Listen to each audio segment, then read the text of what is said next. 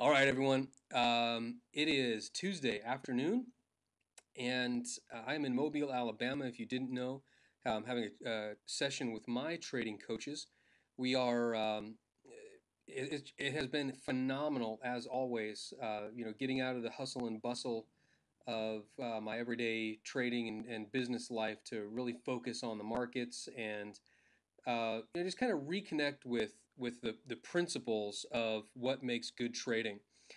In fact, one of the things that we've been talking about over the last several days has been um, focusing on focusing on what the market is telling us rather than what we want the market to tell us. Even if it's something as simple as sitting down at the computer screen and saying, I want to make money today, or I want to make money right now. And while it's good to have the intent of making money, the issue is in the market. When you do that, oftentimes you'll see things that just aren't there. You'll take trades that aren't the best trades. You'll get impatient, and so what we've been talking about and focusing on is slowing things down, making sure that we're dealing with the routine of trading. And so I'll be, what I'm talking about this week will be colored with that, and then probably for the next several weeks, what I'm talking about will be colored with that. And so as we're continuing on this theme of being consistent and how do we as traders make money consistently, we're going to be, delving into a lot of different issues. And hopefully you've noticed that I have not spent a lot of time talking about this system or the other system, and it's because really, unless you get these fundamental things right, the system just doesn't matter. In fact, I'm in a room where essentially we're all trading the same system, but getting wildly different results. In fact, two of my coaches, they've been trading together for 12 years, and they're trading essentially the same thing, the same setups, but they get different trades, right? And it's because we're not robots, we're not automatons, as one of my coaches, like Chris, likes to say. We're people. And so, as people, we need to kind of figure this whole thing out and develop a style, but a style that's based on reality. So, let's talk about the market and talk about really, what I'm looking at in terms of the market. Let me get my drawing tools here. I think I'm getting it. Cursor. All right, wasn't quite sure why I couldn't find that.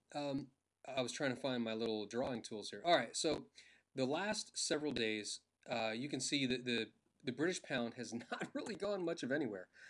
We've got these old highs. This is coming back into June, even back a little bit into May.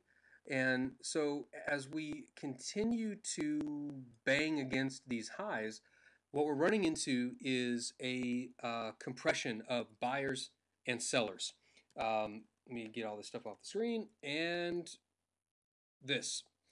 The last several, almost several weeks, but the last, you can see here, um, we're getting into a position where the buyers have pressured the market. Why am I saying that? Well, I'm saying that because, like back here, we have a steep angle in the marketplace. Anytime you see a steep angle, what that means, literally, is that the buyers are willing to be aggressive about their buying. And so they'll buy 5,500, they'll buy 5,520, 5,530, 5,550. And so what happens is when traders are on the phone with the bank, and they'll ask the bank, where do you see the British pound? And they may say, I've got 20 million at 55, 5 million at 55.10. And then the guy will say done at 55.10, which means he bought them at 55.10. Where can I get 15? The next guy might say, 10 pips higher, 20 pips higher. And so if the market is continually willing to pay those higher prices, you'll get this aggressive move. Now these kind of aggressive moves will create what I call the vacuum patterns, right? You get a vacuum in here. Um, on the other side, let me erase this, where we get this kind of flat, or even right here where it's kind of flat, what's happening there is as price is coming up, the buyers are met with an equal or maybe slightly greater selling pressure. Okay, so there's a bunch of guys buying, but then all of a sudden, wham, people just come in and keep selling. Well, if the bank is continually getting sell orders that are greater than the buy orders, the bank will lower its price.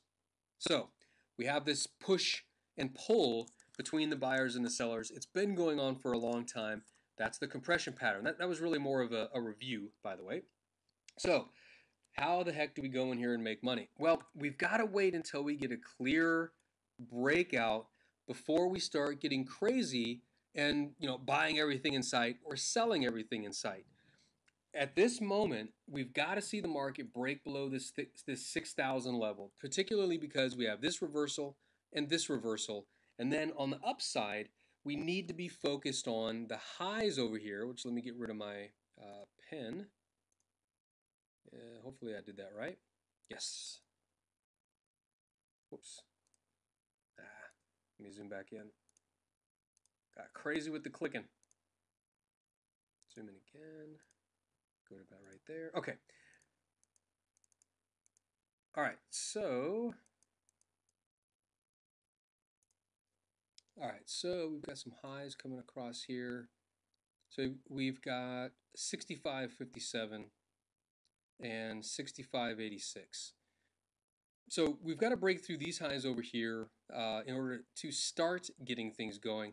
And then, of course, we've got this ultimate high over here, which is, or I should say, near-term high, 67.41. All of that stuff needs to be cleared on the upside. The low over here, 59.82. Low right here, 58.05. All of that needs to be cleared as well. So in the middle, we've got these counter trend trading setups. So let's focus on the 4-hour bar here, because particularly we don't. When you're looking at the 4-hour bar, you can see these areas where for hour after hour the market stays in a range. Those areas, like we see here, just below 6,500. We've got a little bit wider one right here. Those areas become our support and resistance. And you can see the pound plunged here pretty much straight down into this prior area. So coming into tomorrow's session, we need to watch this area. Let me see. Get rid of that. There we go. It runs to, you know what? Let me just insert a horizontal line.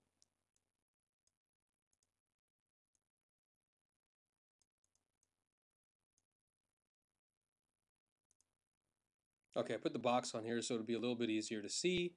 Okay, so at the top end, 64.33.